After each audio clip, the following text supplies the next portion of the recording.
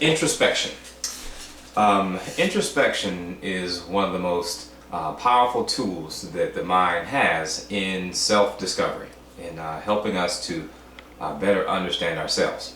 So I'm going to discuss two different tools for introspection.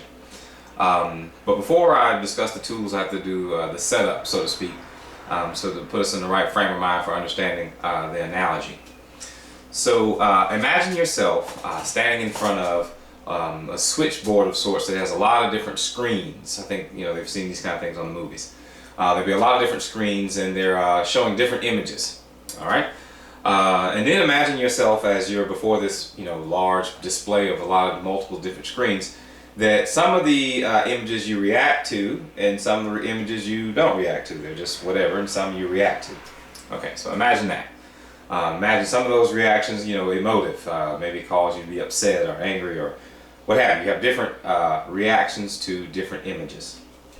So now take that and imagine that our life's interactions and the layout of our day-to-day interactions with people, and that to be like those screens, in that they are reflections of us to ourselves. We get to see reflections in our everyday interactions. And so just like the screens would show to us different images, our reactions to different interactions in our daily walk with people also demonstrates to us things about ourselves by just the reactions. The reactions are kind of like our trigger to say, oh, hey, pay attention to me.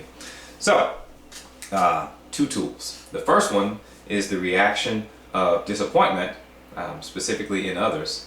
And then two is the reaction of being aggravated. Somebody gets on your nerves. Okay, so starting with the first, disappointment. Quite often someone will do something or not do something, and we'll feel disappointed. I'll be disappointed in that person. It's important to stop the projection. Because you can get upset and then continually pour energy into the disappointment with the person. Instead, one tool is to recognize that disappointment is the other end of an expectation. And so if you are disappointed, it is because there is some expectation that you had that did not obtain, or at least not in the way that you saw fit. So instead of thinking about being disappointed in the person, we could spend time thinking about what is it that we expected, and the realistic nature of our expectations. Also understand why we have the expectation that we have, and think about that for a bit. Because sometimes we may have an expectation that we did not communicate to the other person, and then we expect that they should know it without any communication.